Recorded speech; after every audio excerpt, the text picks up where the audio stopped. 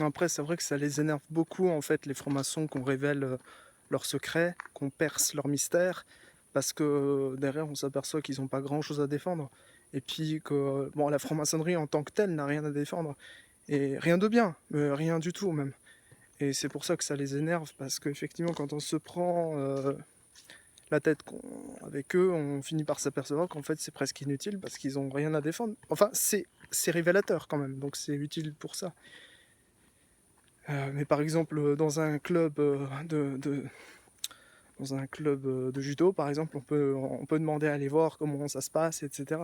C'est vrai que dans ce club-là, on peut pas trop aller voir comment ça se passe. On va dire, mais c'est normal, il faut venir en costard-cravate de chez Vuitton qui coûte 300 000 euros la cravate.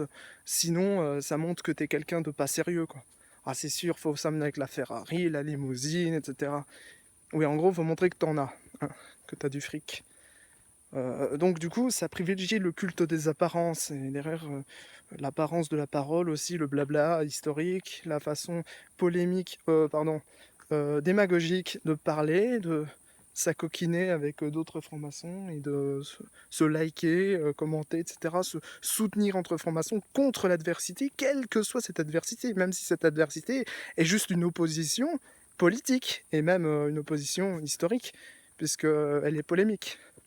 C'est-à-dire qu'elle prête à confusion, elle est aussi révélatrice de la vérité. C'est-à-dire que si les francs-maçons se sentent offusqués parce qu'on rentre contre leur franc-maçonnerie, c'est bien parce qu'ils sont idolâtres. On peut pas. Après, je comprends, mais pourquoi alors dans ce cas en vouloir à l'islam quand il s'est fait agresser par Charlie Hebdo? Voilà, c'est ça. Et pourquoi en vouloir au christianisme, je rappelle, au christianisme, et même au catholicisme notamment, hein, qu'on le veuille ou non, qui s'est fait agresser par Charlie Hebdo aussi. Bah, Mère Teresa qui s'est... Je vous raconte pas les détails, mais... Au paradis, j'irai sucer des queues. C'est ce qu'ils lui ont fait dire, bon sang. Vous trouvez ça normal? Bon, même Gandhi, qui quand même était un raciste, comme tous les gens à l'époque, ils lui ont fait dire des choses dégueulasses aussi. Bon, alors moi, personnellement, j'ai pas de sacralité avec ces gens-là, je suis ni hindou, ni catholique, ça fait longtemps que, ici chez nous, de toute façon, ça fait longtemps qu'il n'y a plus rien. Ah, il n'y a plus rien, je te dis. Il y avait une époque, il y avait. Maintenant, il n'y a plus. Voilà, c'est comme ça change. Bah, après, ça t'empêche pas de continuer, mais alors tu es obligé de déménager. Si tu veux quelque chose d'efficace. Mais moi, j'encourage pas ça.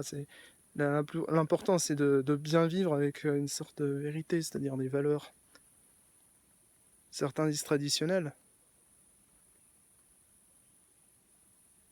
Mais dans tous les cas, ce sont des valeurs tout court. Bon, ici, il y a du people. On sait pas trop ce que c'est. C'est des bestioles. Bah, c'est quand même bientôt la nuit.